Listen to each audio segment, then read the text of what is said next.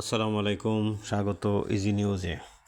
Lieutenant general Masud Uddin Chowdhury ১/১১ এর মূল কৌশলী হিসাবেই চিহ্নিত, এটা তো আমরা জানি।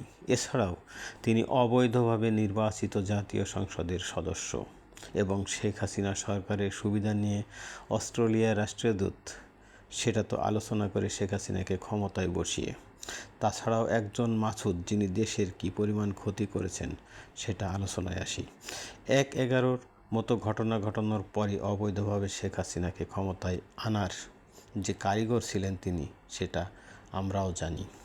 এবং গত ১৭টা বছরের দেশ যে শেখ হাসিনার কী ক্ষতি করেছেন সেটা আপনারাও জানেন। করেছেন গণতন্ত্রকে ধ্বংস, এছাড়াও মানুষের স্বাধীনতা ও স্বাধীন সাংবাদিকতার মতো পেশাকে। অর্থনীতিকে করেছেন ভাঙ্গুর, সেই সাথে তিনি করেছেন সাধারণ মানুষের সাথেও প্রতারণা।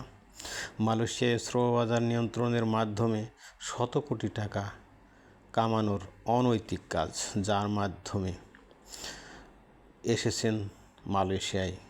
বসতবাড়ি ঋণের মাধ্যমে টাকা সংগ্রহ করে দিয়েছেন এই মাসুদের হাতে, কিন্তু মালয়েশিয়ায় আসার পর নাই কাজ, নাই থাকার জায়গা।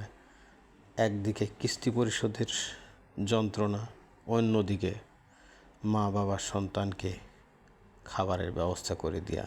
সেই যন্ত্রণায় একজন মানুষকে কতটুকু পীড়া দিয়েছে।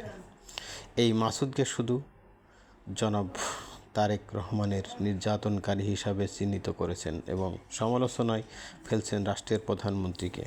প্রধানমন্ত্রী কোনো প্রতিশোধপরায়ণ মানুষ নয়, তিনি জনগণের প্রধানমন্ত্রী। তাই শুধু তারেক রহমান বা জিয়া পরিবারকে নির্যাতনকারী হিসাবে বর্ণনা না করে মাসুদকে একজন ক্ষমতার অপব্যবহারকারী, অর্থ পাচারকারী এবং অর্থ আত্মসাৎকারী হিসাবে তার বিচার করুন। মাননীয় প্রধানমন্ত্রী শুধু সমালোচনার মধ্যে না রেখে প্রধানমন্ত্রীকে প্রধানমন্ত্রী হিসাবে কাজ করার সুযোগ দিন। তিনি কোনো অন্যায়কারীকে আশ্রয় দিবেন না, প্রশ্রয় দিবেন না, সেই প্রত্যাশায়